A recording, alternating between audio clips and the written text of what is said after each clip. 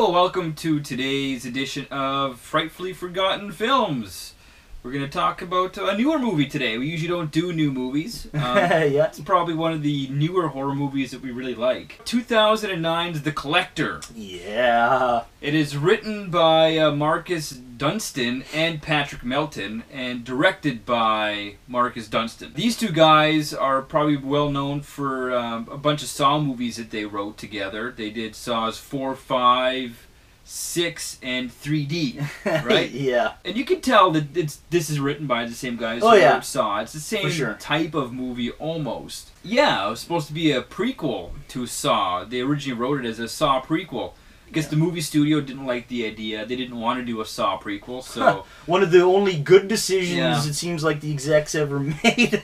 So they took, guess what they had, and they just formed it into a different movie, and then we got The Collector. It stars Josh Stewart. He's in lots of TV, but probably mostly known for Criminal Minds. He's been in Criminal Minds since 2007. Yeah. So it's almost a decade. The movie starts out with Josh Stewart's character named Arkin. He's a handyman. And you learn kind of a little later on that he's posing as a handyman. The Chase family, he's fixing up their house. You learn that he's casing it out. And he's casing it out to rob, and they have a jewel in the safe, and he's been trying to find where the safe is, and it just so happens that he does learn where it's at. He starts to befriend the Chase family, the little girl that they have, and they kind of sit down with at the little tea set, Yeah. So it kind of sets up a bit of a relationship there. Arkin's girlfriend gets in deep with these like loan sharks. They want their money. They want it now. Tonight. Yeah. And so it turns out that Arkin kind of begrudgingly, he's alright, well, he's got to hit that house to get that jewel.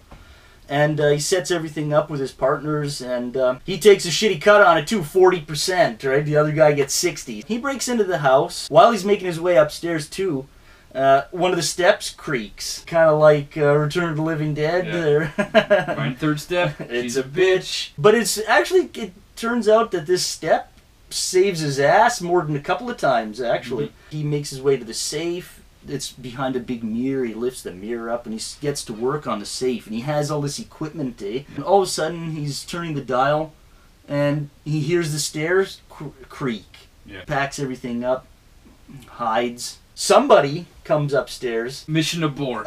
Yeah, exactly. So he makes his way downstairs and he hops over that damn step, that creaky step. And he makes his way to the back door, and it's locked with 5 deadbolts. Yeah. And all of the bolts are cored out. Figures, well, might as well go back upstairs. He starts to hear screaming. The dad comes out of the closet, and he's all steaming and everything. And he looks at Arkin, and I guess he thinks that it's him. There's a golf bag there, and he goes to grab one of the clubs, I guess, to hit Arkin with it. And it's attached to a fucking cable.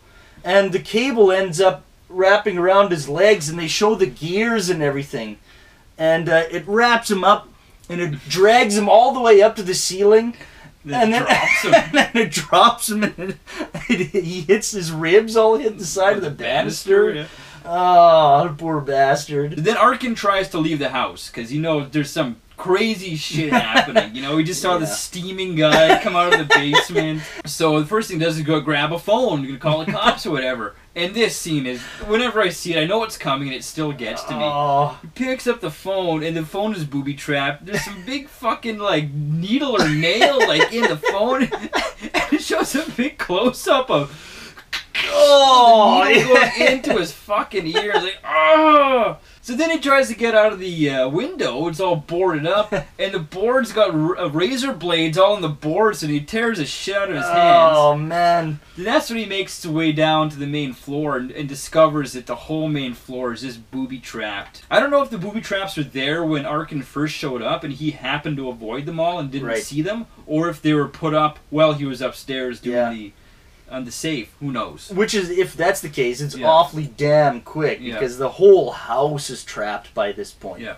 He ends up making his way down the basement and finds out the collector has collected the Chase family, mom and dad, in the basement. Dad has been tortured, he's all torn up, and he's all swollen, and he's had better days.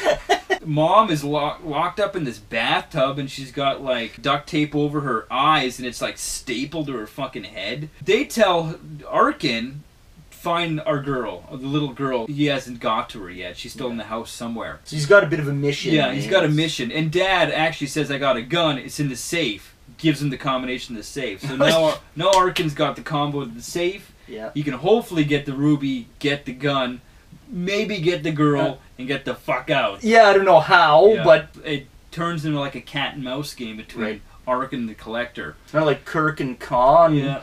Sort of. Or Kirk and the Gore. He does eventually make his way out of the house. And he looks back at the house. Yeah. And he sees a little girl up in the top window banging. Then he looks at one of the other windows in the main floor and sees the Collector. And you can tell the Collector has now heard the girl and like... Yeah, you see him turn, kind of. Eh? So now he's got to go back into the house to save the girl. Kind of like People Under the Stairs, sort of, eh? It's like you're going to go back into this house of like... this fun house to get all tore up again, basically. But that's where we're going to end it. He goes back in the house, has to save the girl, and has to take on the Collector. Yeah. And what happens after that, we're not going to say. Yeah. But our favorite parts of the movie is all the traps that the Collector sets are so fun. Yeah. And that's what makes this movie really enjoyable to watch. Is it's just, again, it's ridiculous, it's over the top.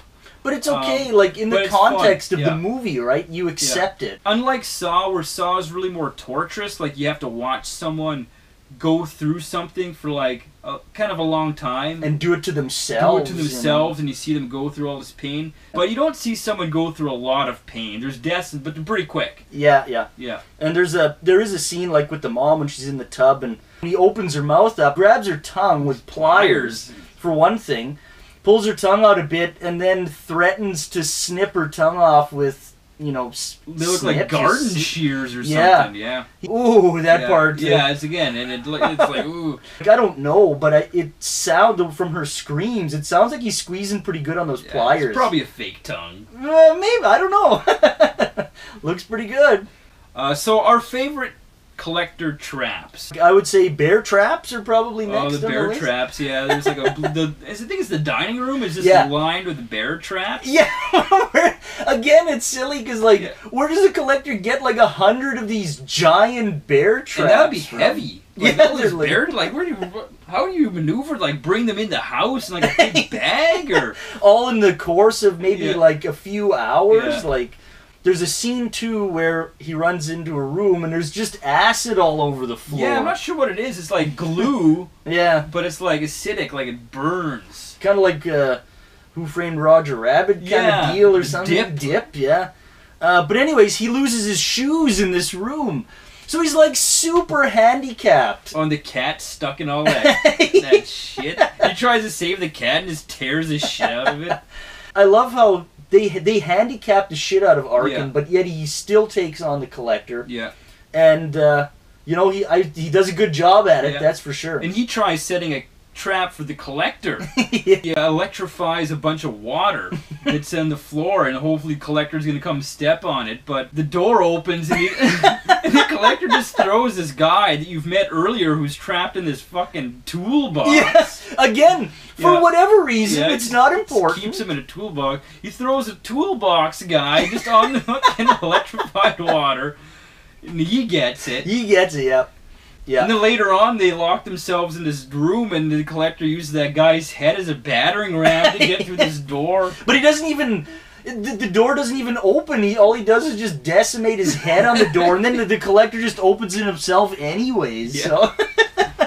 The Collector's mask is also really cool. It's just like a black leather mask. Yeah. I don't know, it just works. Like, to me, it's as effective as the Jason hockey mask. Right. It feels natural almost. Yeah, it doesn't seem forced. Yeah. Or they're trying too hard with it. He's like a tank in this movie. He takes some shit. But it's like... But he's still human. Yeah, and he's still human.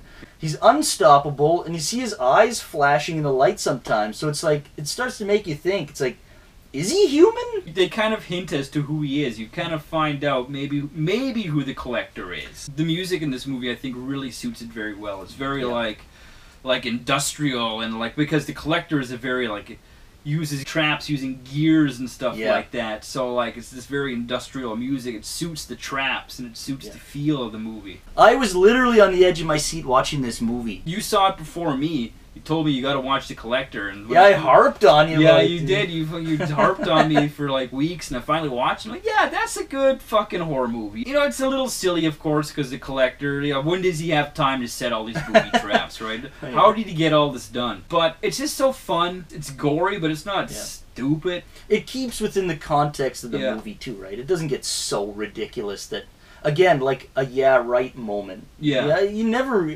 I never say that in that movie. Like yeah right, that can't be done. Even how ridiculous it is, right? Yeah. For me, it's more fun than Saw movies. I think I prefer this over probably any Saw movie. I think so Yeah. too. I enjoy this movie so much more. I watched maybe 10 times already. Yeah. You know, It's just fun. It's just fun, you know? Yeah, and it's fun with a group of guys, right? Yeah. You can have a couple of beers. You can watch The Collector and like everybody be like, "Ooh," Yeah, you know, and Yeah, shit like that, right? So yeah, it's fun. There is a sequel if you want to check out the sequel. The Collection. Yeah, Is that what? Yeah, The Collection. It's okay. It's more over the top than this one. Definitely check out The Collector if you're a fan of the Saw movies. And even if you're just a fan of slasher flicks, like I think if you like Halloween, yeah. the High Tension. yeah, I High think. Tension, those type of movies, you really dig The Collector. It's just fun Yeah. and inventive. Yeah, and it's a roller coaster ride, Yeah. man. So check it out, Yeah. The Collector.